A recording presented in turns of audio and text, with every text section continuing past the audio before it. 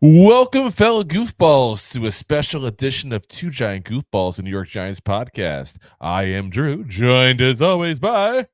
I'm me, Rob, with some special news for you guys. Oh yes, we got some very, very special news there for you guys.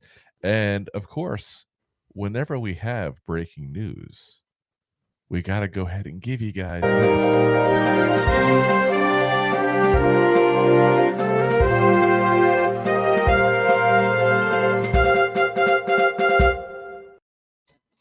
Yes, the Giants have signed a quarterback. After all this talk of would they get another quarterback, they got a quarterback, just not the one anyone thought they would get. Did he go to Long Island? We got Nathan. Yeah. Not Nathan. The Giants officially signed today Nathan Rourke, formerly of the New England Patriots for the last couple months. Literally 6'1", 203 pounds, 25 years old now. And don't you know he's a Canadian? That's what it's all about here. Originally born in Victoria, British Columbia, which I got to say, if you haven't ever heard of that, very nice city there in Canada. It's actually the most expensive real estate in all of Canada to own is Victoria, not Toronto, like people think. Yeah. Grew up, though, in Oakville, Ontario, so not far outside of Toronto. Went to school initially at Fort Scott back in 2016 there, then went to Ohio, 17, 18, and 19. Two-time Jon Cornish Trophy winner, which is the winner for the best Canadian player in NCAA football there. I didn't know that was an actual thing. I never heard of that before. That's what I say. Like, is there also a trophy for the best Scotsman? Like, you get the Braveheart trophy. You get the Haggish trophy. Here you go. Yeah. The best Scottish player. 2019, his stats his last year at Ohio. 13 games, 200 completions, 328 attempts, 61 completion percentage. 2,820 yards, 20 touchdowns, 5 interceptions. Here's the fun part. 134 rushes, 867 yards, 13 touchdowns. He had as many as 20 touchdowns, rushing touchdowns, I should say specifically, as a player in college. That was his very first year at Ohio. This kid can run the ball. First team All-MAC in 2019, second team All-MAC in 17 and 18. Like, intriguing prospect, guys. And is there a new number one running back? Yeah, I was about to say, I'm not even sure if I want him as a quarterback or a running back. Like, that's amazing. 20 rushing touchdowns in one season in college? Goddamn. Like, people get drafted that he almost has as many rushing touchdowns as Tyrone Tracy has rush attempts. It's that bad. We're not that far off by saying that. It's a crazy part. No, that's sad. Yeah. It's like... He's got a half of them still, but anyway. After college, he went undrafted at the NFL back in 21, gets drafted in the second round to the CFL. Oh, yeah, that's what it's all about. Plays for the British Columbia Lions in 21 and 22. Now, for those who aren't aware of Canadian geography, I know it's not something everybody's necessarily aware of, Victoria is actually in British Columbia. So he went back to, it's not north, it's as south as it gets. It's you can literally walk to the U.S. of America. The North of America. Yes, it's in North America as well. You were still right with this North comment. Yeah. Anyway, as we proved the point that not everybody's aware of Canadian geography. Don't know how to do it. Victoria is actually in British Columbia, so we got to go back to his roots there. So in 22, his last season there, he was the starter. 10 games, 255 attempts. 255 completions, 324 attempts, 3,349 yards, 25 touchdowns, 10 interceptions, 39 rushes for 304 yards, and 7 rushing touchdowns. So didn't rush the ball nearly as many yards as he did in college there, but 7 rushing TDs in 10 games. That's still impressive. That's 32 touchdowns total in 10 games. The math I know is very difficult, guys, but I'm going to help you out. It's 3.2 touchdowns per game. My God. I know. British Columbia of God.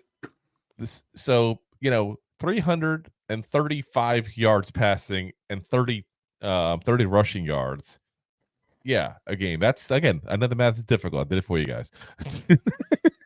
But he was also named the league's most outstanding Canadian in 2022.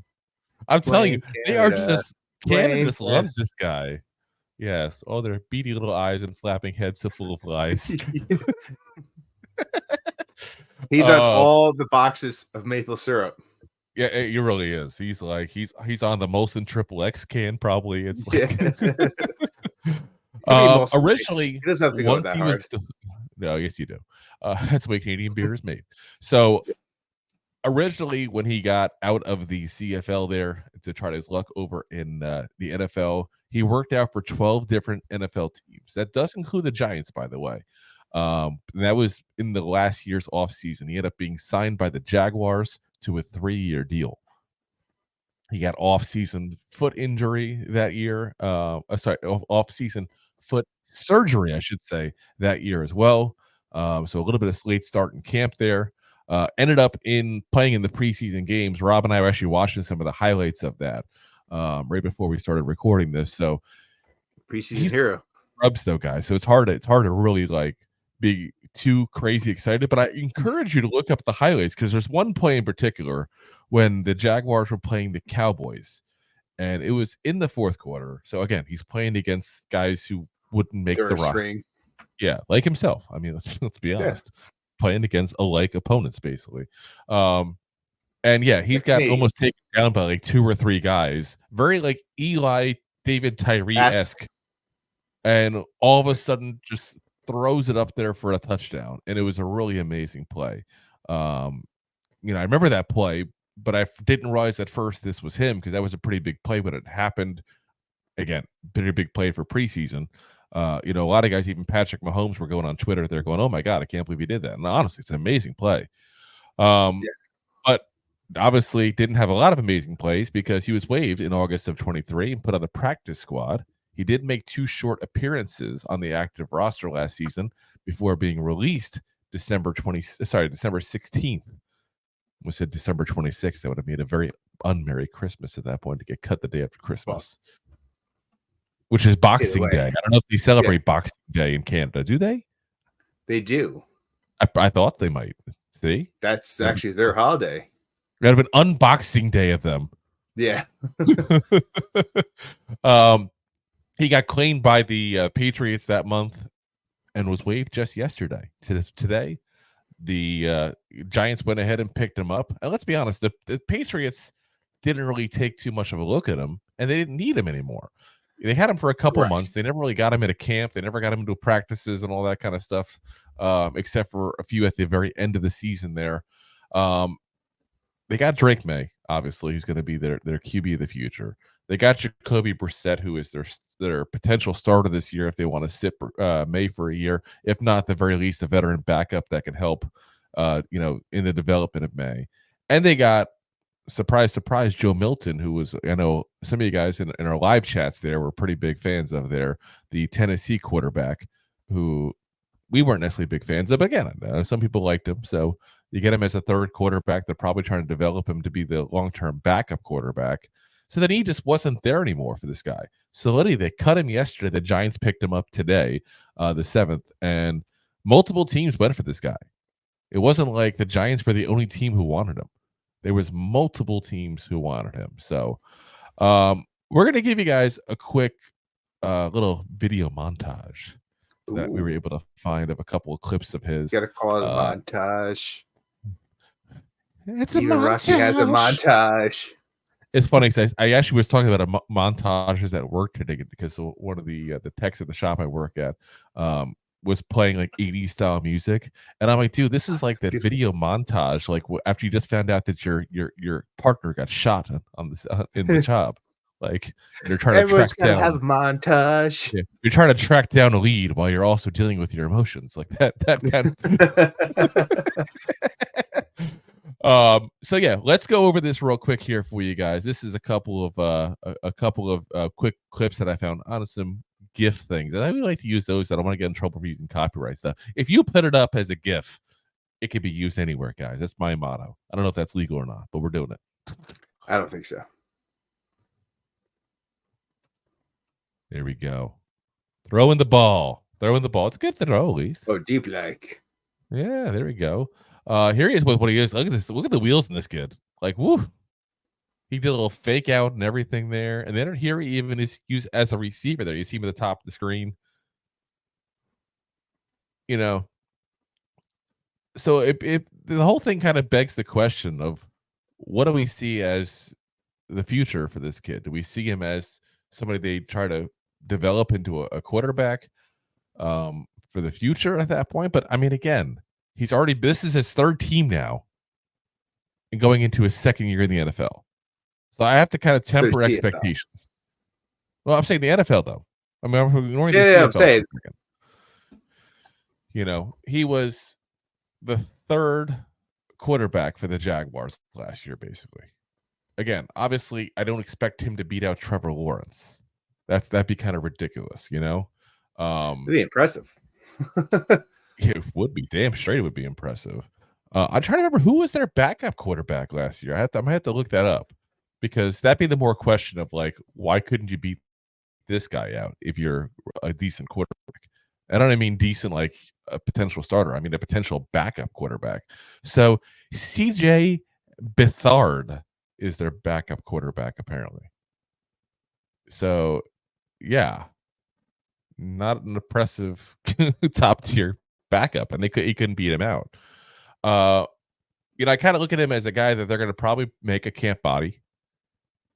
My own personal opinion, they'll make him a camp body. Everybody likes to have 4 quarterbacks in the training camps there.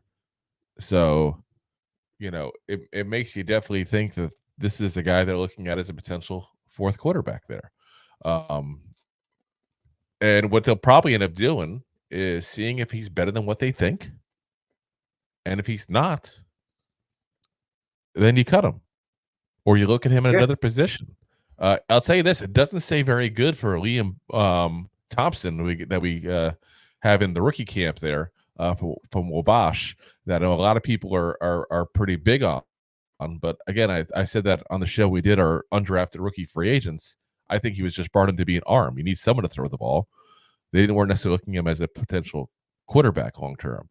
But like I said, when it comes to Nathan Rourke, I got to wonder, is he going to be somebody that they maybe potentially try to convert? Because you saw the clips there. I'm not trying to sit there and say you guys just did a huge film study with us watching 3 clips real quick there. You know, oh my God, we saw everything. You saw a couple GIFs with us, yeah. Yeah. But I mean, again, you got a guy who had 867 rushing yards and 13 touchdowns his last year at Ohio. You got to wonder if this kid's got any potential outside of the quarterback position. He can run. We saw him catch the ball once. He could have been a lucky catch. I can't say if he's got great hands or not. I'm not trying to make that insinuation after one catch. But we saw that he did catch the ball for a touchdown. Yeah. You know, like I said, these things just beg the question there of if we don't use him as a quarterback, is there a potential for him to go to another position? You know, you didn't really see him do a lot of yards in the CFL, but again, he was throwing the ball a lot in the CFL. Like that's where he was at. So I'm going to give you real quick here's his rushing totals for his Ohio career in college. His sophomore year, which was his first year at Ohio, 943 yards, 6.7 yards per carry average, 22 touchdowns. 860 yards, 6.4 yards per carry average, 15 touchdowns. And 19, his last season there, he had 869 yards, 5.6 yards per carry average, and 14 touchdowns. The guy ended up with 2,672 yards rushing, a 6.2 yards per carry average, and 51 touchdowns. I can't imagine there's not a potential role for him somewhere in this league. By the way, I did look at his receiving stats. He actually had 4 catches, 38 yards, and 2 touchdowns at Ohio. That wasn't his only receiving touchdown. This is an intriguing player, guys. Yeah. Very intriguing. I just realized I should give you the yards from scrimmage stats instead of the rushing stats. So it's a little bit off there because it's got the 38 yards, the 2 touchdowns in there from his receiving. But still, like I said, I got to wonder if there's a spot for him. This is the kind of guy I almost wouldn't mind like stashing on the practice squad if you don't put him on the active roster and seeing what you can do with him. Skill is skill. Athleticism is athleticism, you know? Yeah. So, and listen, he's proven he's got hands. It's proven that he can run the ball. He's proven that he can throw the ball. Like, that's something like that you might want to keep in the backfield as a little bit of a deep threat. Like, not so much saying like he's going to be throwing the ball the whole time, but like you put him back behind Singletary, do a little I formation, do a little flea flicker, do a little cosplay. Like, who knows? The Wildcat. oh, trick and run. By the way, Rob, guess what I'm going to do? Uh-oh. What are you going to do? I'm proving I have hands. Oh my God. I don't know that was a thing. But you said he proved he has hands. I felt the need to prove I have hands now as well. Yeah. Ta-da! Jazz hands, apparently. Yeah. Da-da-da. But like I said, we'll see what the future holds for him. Like I said, I think when you sign a player like this, you don't expect anything. You're just happy with whatever you get. And that's what it boils down to. So let's see what we got. Let's find out what this kid has. The fact that the Jaguars held on to him, for the season, basically, when they didn't need him, they just stashed him at that point, wanting to keep him. He got picked up quick by the Patriots. He's now gotten picked up quick by the Giants. He's obviously got a reputation in the league as someone worth taking a look at, and listen, we need help, guys. I don't think he's necessarily the quarterback that's going to help us. But if you get a chance to take a look at a guy who's done some nice things at the places he's gone, take a look. See what you got. Can't hurt. Yeah, he's going in as the 4th-string quarterback. Worst case, you cut him. He's had a cut before. He won't take it personal. You just say, it's not you, it's me, and he goes away. I don't think that's how it works, but something like that. All right, guys. Yeah, exactly. I've seen it Hard Knocks, how it works. So we'll see you guys again tomorrow night for our next live episode here. So if you guys are watching this here and it's not quite yet the 8th, Wednesday, pop in 9 p.m. Eastern Standard Time. We'll be there. If you haven't already, hit that like, hit that subscribe, guys. We appreciate you guys in advance for doing so. Really helped us out. We want to hear from you guys, though. Pop in the comments. Let us know what you think of Nathan Rourke. Are we crazy for thinking that this is a guy who could potentially play another position if he doesn't make it as a quarterback? Is this guy just camp fodder and that's all he is? We want to hear from you guys. Let us know what you think. Pop in the comments. We'll let you guys, we'll respond to you guys as well. We're not that page, I promise. We do respond. So appreciate you guys for listening in as always and watching in as always. For those of you, because some of you guys with audio, some of you guys on video. We do both there. We appreciate you guys as always. And as always, Giant fans, go G-Man! Go G-Man! G-Man! Go G-Man! Thanks for listening to Two Giant Goofballs, a New York Giants podcast. We appreciate your support. Thanks so much.